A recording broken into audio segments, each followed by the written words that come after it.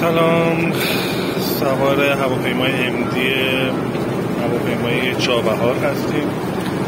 پرواز صندلی‌های بیزینس هستش، دو ردیف جلو هم مثلا فرسته، ولی هیچ فرقی با اینا نداره جز نوع مبلمانش.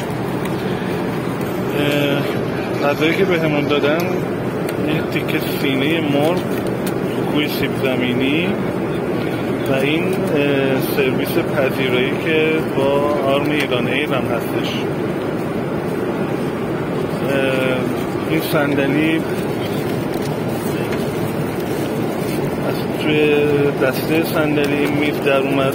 صندلی مثلا بیزینسه، فاصله خیلی کمه، یعنی این صندلی بیاد جلو قشنگ تو حلق من میشه و مبلغ 2,500,000 تومان هزینه بلیتش بوده که نرمال به اکونومی 1,300,000.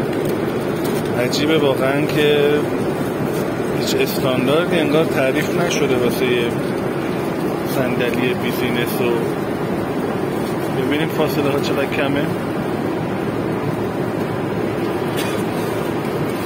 تمام این صندلی الان توی تصویر منه. واقعا جای تعجب و تأسف داره که هیچ استانداردی راجع به تعریفی راجع به بیزینس کلاس نیست.